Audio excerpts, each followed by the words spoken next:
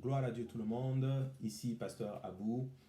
Nous sommes samedi le 13 mars 2020 et toujours à travers ces vidéos-là, nous allons continuer pour notre série d'enseignement pour l'école biblique Purpose Institute. Et le cours que nous allons voir aujourd'hui, ça va être équiper le ministre apostolique 1.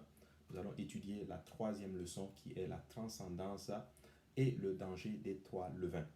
Donc, comme vous le voyez, suite à cette pandémie-là, nous sommes en quarantaine, mais par la grâce de Dieu, nous continuons dans nos enseignements à travers, bien sûr, la technologie. Amen. Mais avant toute chose, nous allons prier, nous allons demander l'aide du Seigneur.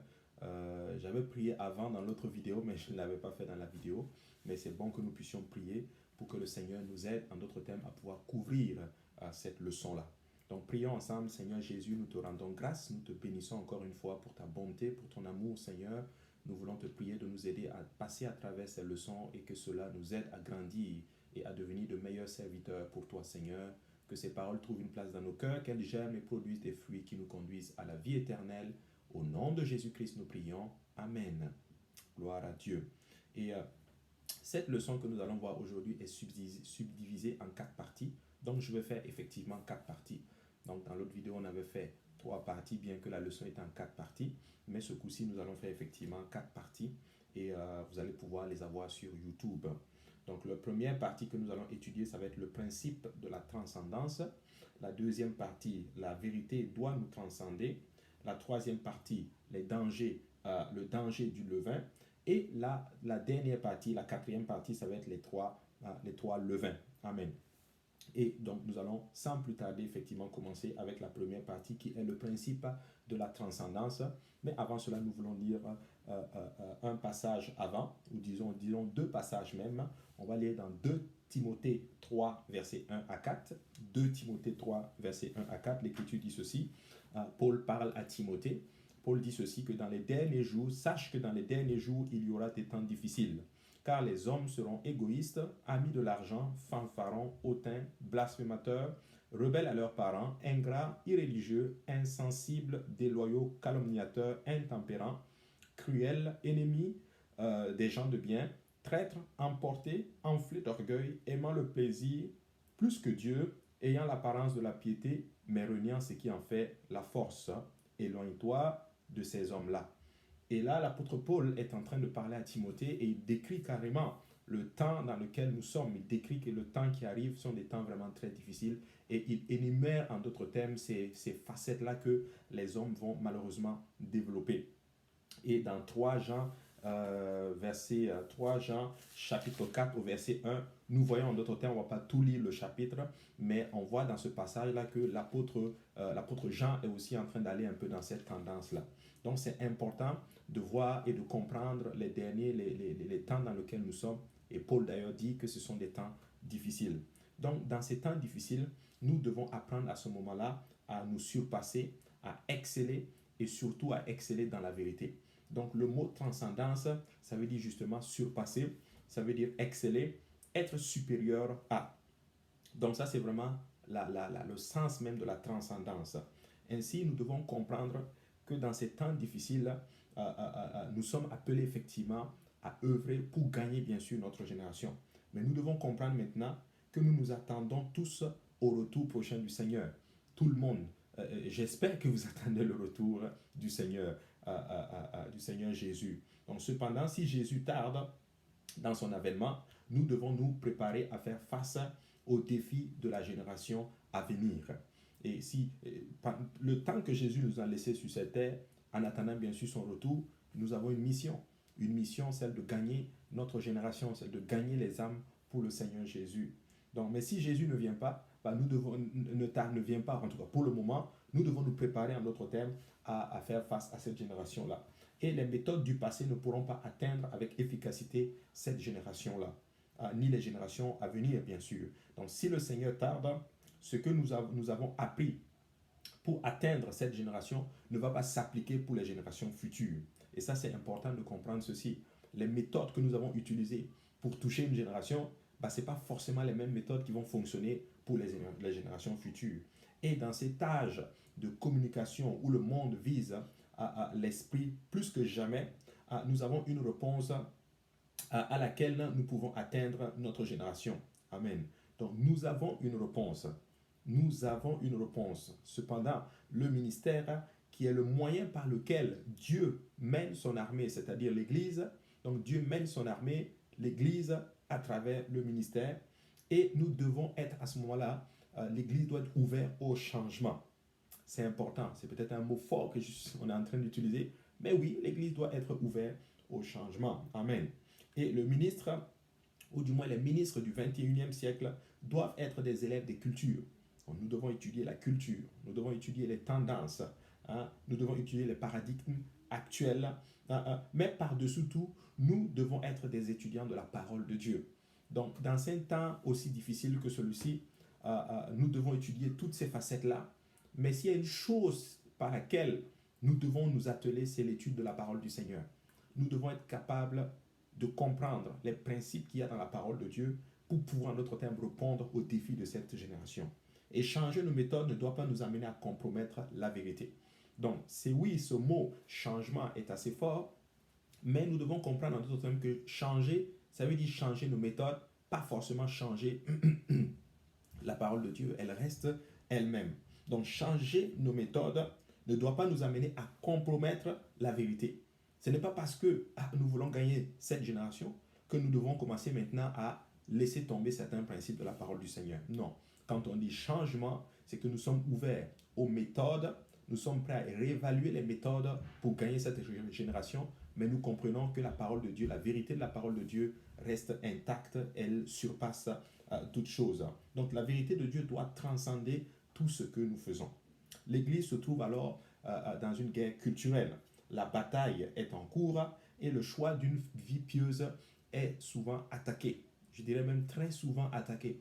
Dans cette génération, dans ce monde-ci, si tu veux vraiment vivre pour le Seigneur, il y a beaucoup de persécutions qui viennent, beaucoup de difficultés, mais nous sommes appelés en notre thème à persévérer jusqu'à la fin. Nous ne devons pas mettre nos têtes dans le sable en poussant des cris de guerre. Non, pas du tout pour nous protéger des balles, parce que bien entendu, nous sommes dans une guerre. Nous ne pouvons pas donc nous réjouir aussi et prétendre que tout va bien. Non, l'Église est sous attaque et il faut le réaliser. Les ministres doivent réagir du pupitre. Au pupitre, la responsabilité de préparer l'Église appartient au ministère. Donc, l'œuvre à laquelle nous sommes appelés. Donc, nous sommes appelés à servir, nous sommes appelés en d'autres termes à préparer l'Église à faire face en d'autres termes à ces défis-là. Quand on ouvre la parole de Dieu, nous allons dans 2 Corinthiens chapitre 10, versets 4 et 5. La Bible dit ceci, il dit « Car les armes avec lesquelles nous combattons ne sont pas charnelles, mais elles sont puissantes par la vertu de Dieu pour renverser les forteresses. Nous renversons les raisonnements et toute hauteur qui s'élève contre la connaissance de Dieu et nous amenons toute pensée captive à l'obéissance de Christ. » C'est un passage très puissant que l'apôtre Paul écrit aux Corinthiens. Il dit ceci, je vais le redire encore une fois, 2 Corinthiens chapitre 10, 4 à 5. Car les armes avec lesquelles nous combattons ne sont pas charnelles. Nous avons parlé de guerre, mais vous comprenez que ce n'est pas une guerre physique, c'est une guerre spirituelle.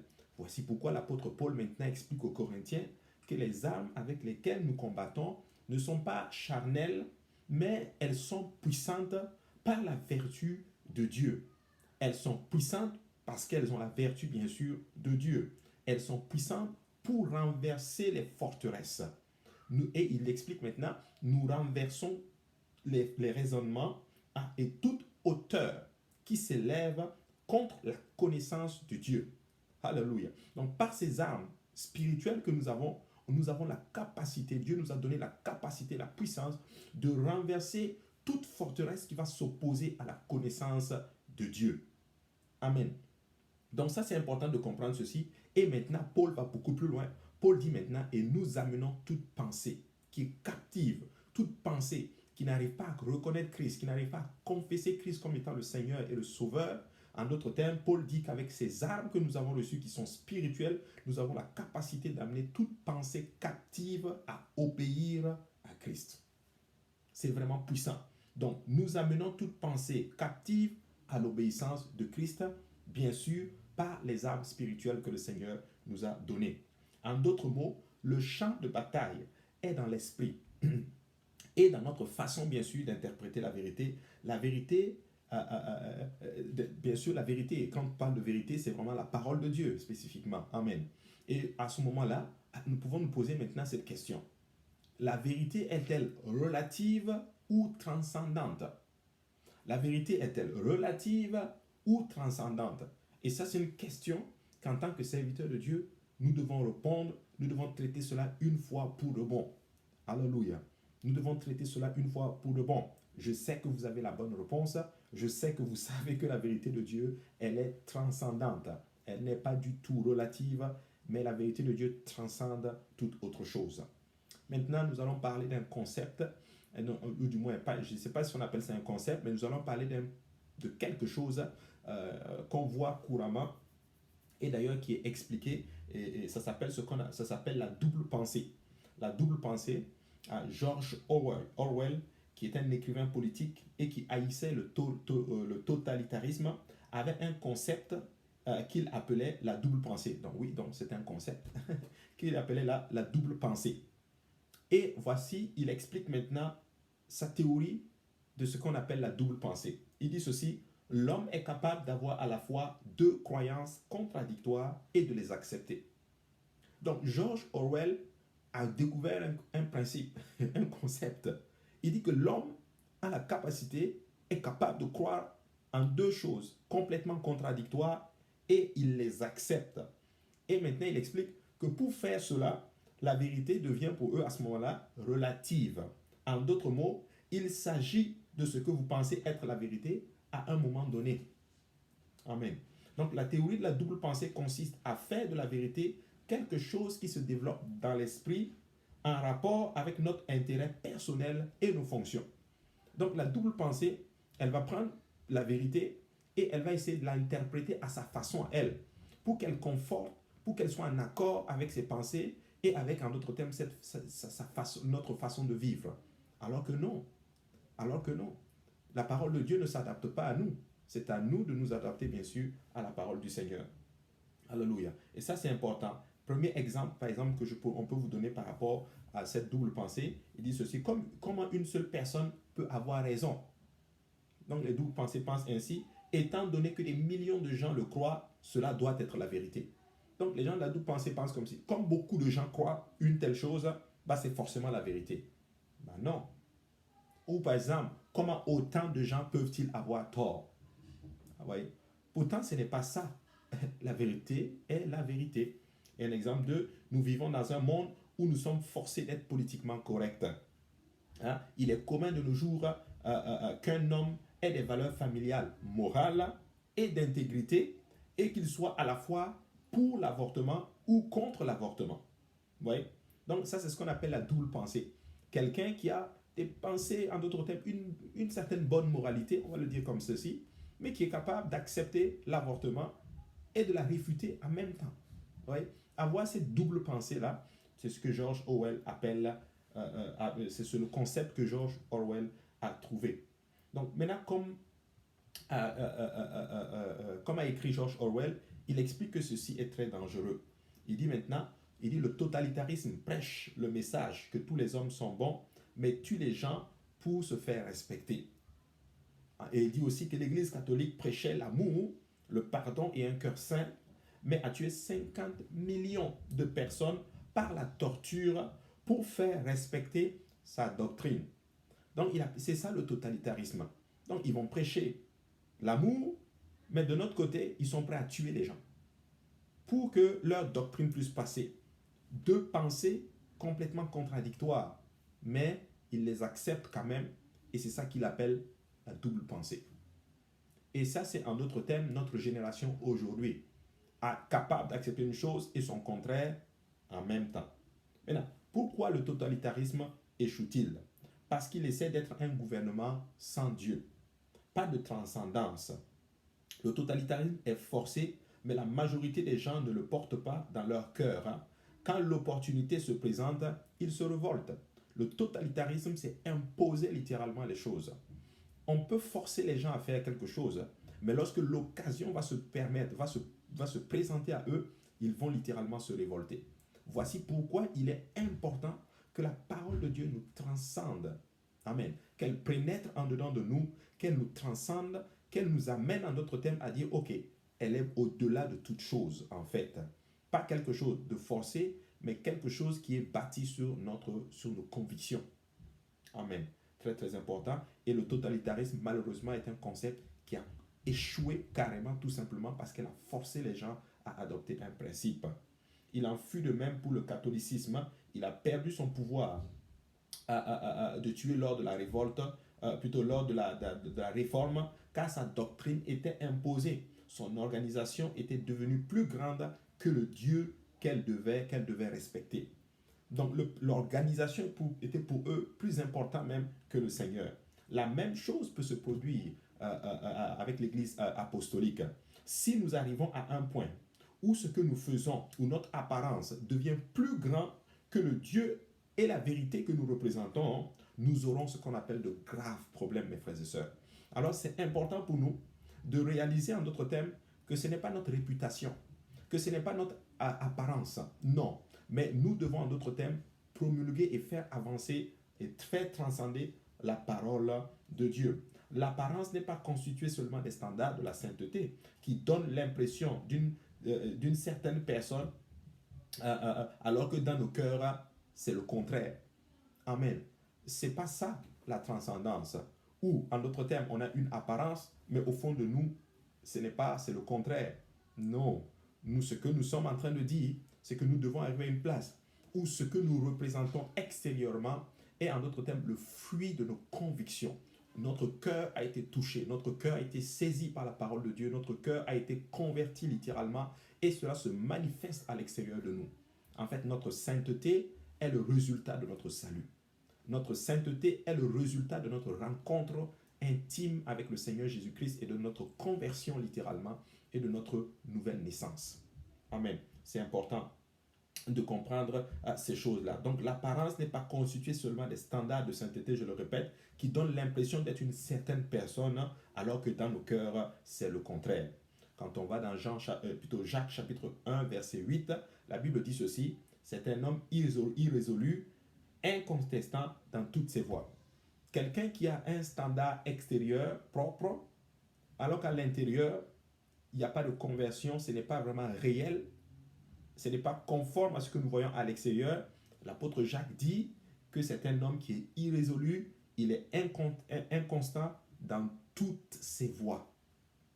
Dans toutes ses voies. Donc c'est important, mes frères et sœurs, que cette vérité, alors qu'elle nous transcende, qu'elle a touché nos cœurs, elle nous a changés et elle se manifeste dans chaque aspect de nos vies. Maintenant, nous allons voir ce qu'on appelle la responsabilité de l'Église. Prêcher la vérité est la première responsabilité de l'Église, peu importe ce que les gens veulent entendre. Le ministère, s'il veut sauver une génération, ne doit pas devenir un artiste ou un comédien.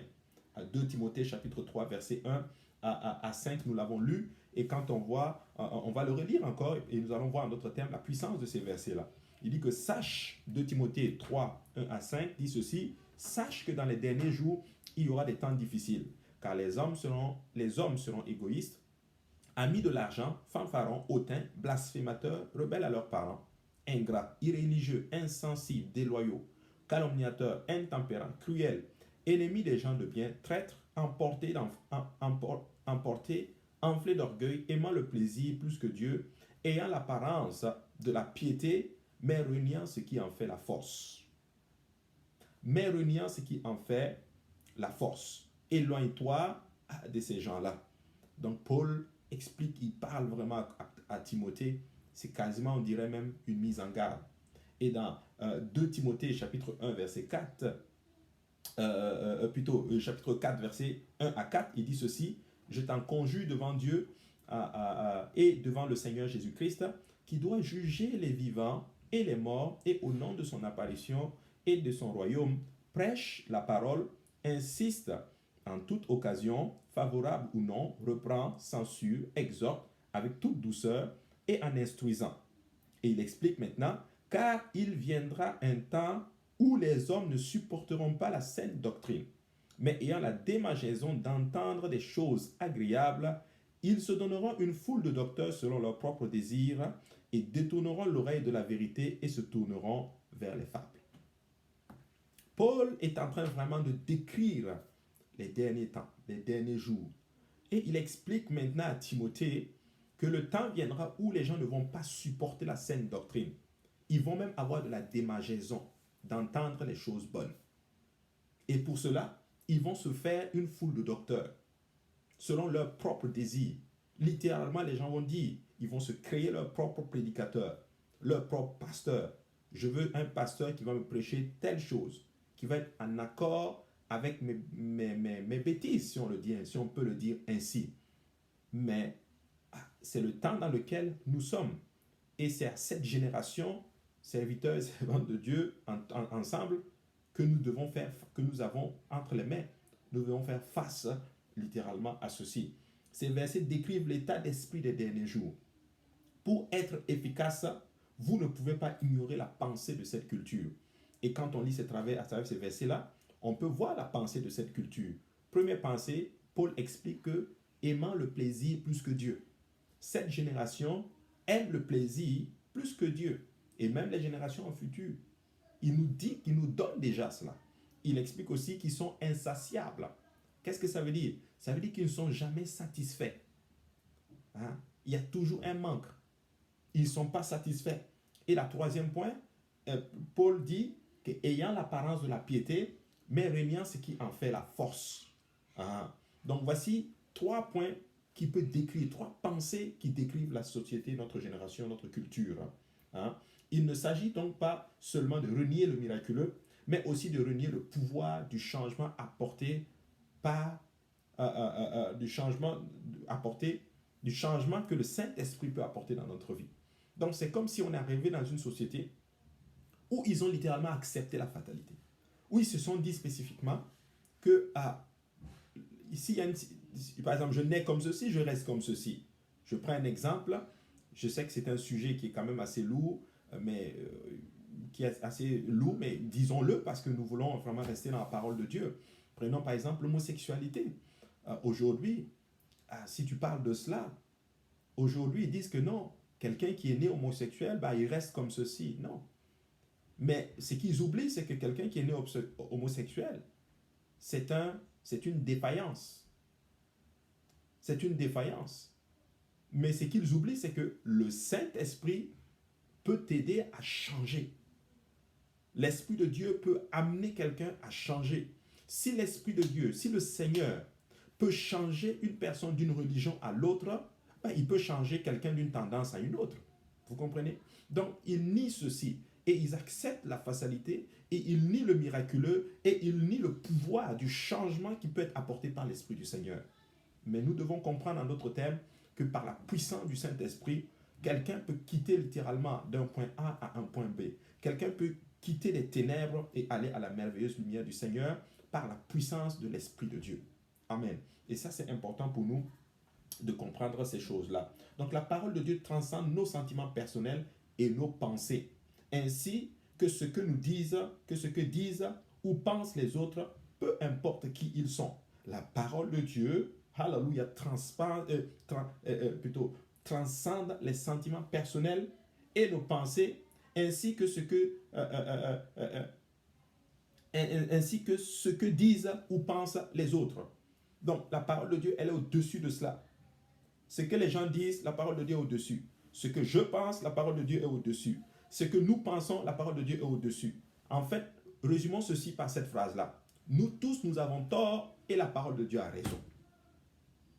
Amen. Donc, c'est important de comprendre cela. Si nous ne transmettons pas la compréhension de la transcendance, les gens seront prêts à sacrifier la vérité pour des miracles et du spectacle spécifiquement.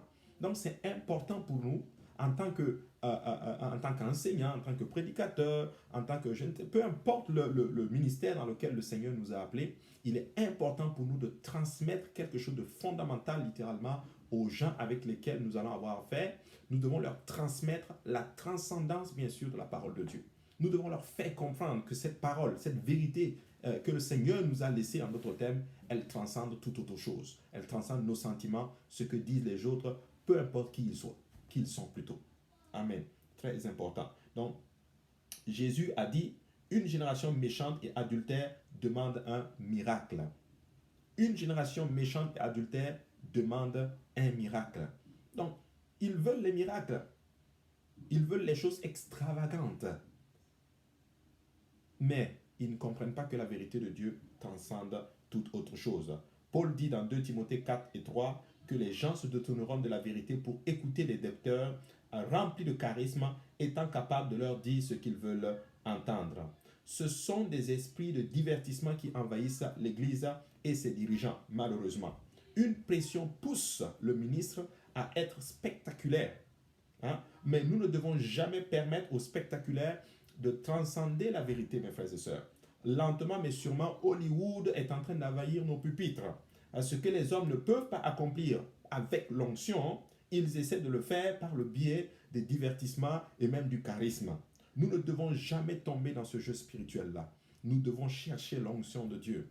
Nous ne devons pas permettre, en d'autres termes, aux choses mondaines, littéralement, d'entrer dans l'Église spécifiquement. Et ça, c'est important de comprendre ces choses-là. Il y a toujours suffisamment de vérité dans la tromperie pour la rendre crédible. Cette phrase est vraiment extraordinaire. Il y a toujours suffisamment de vérité dans la tromperie pour la rendre crédible.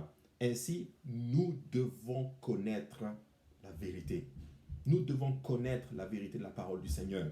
C'est pour ça qu'il est important pour un enfant de Dieu, pour un serviteur, de lire la parole de Dieu tous les jours, afin que cette parole entre en dedans de nous et que le Seigneur ouvre notre compréhension.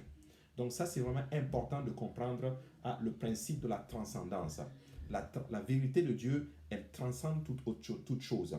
Elle est au-dessus de toute autre chose. Elle est au-dessus de mes pensées, de mes aspirations, de ce que je désire, de ce que les gens disent. Si ce que je suis n'est pas conforme à la parole de Dieu, alors je suis à une mauvaise place. Mais j'ai une bonne nouvelle, c'est que la parole de Dieu nous déclare que son esprit, il peut nous changer. Dieu peut nous changer. Et Dieu veut nous changer spécifiquement. Donc ça, c'est important de comprendre ceci. Donc nous comprenons maintenant le principe de la transcendance et nous devons transmettre cela à ceux avec qui nous allons être. Ainsi se termine la première partie de la transcendance.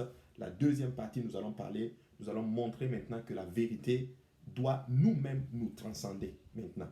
Alléluia. Donc on a vu, c'est vrai qu'on a un peu évoqué cela, une partie de cela dans l'enseignement. Maintenant, on a expliqué qu'il fallait transmettre cela aux gens, mais nous devons aussi laisser cette vérité nous-mêmes nous transcender pour que nous puissions être plus efficaces dans le royaume de Dieu.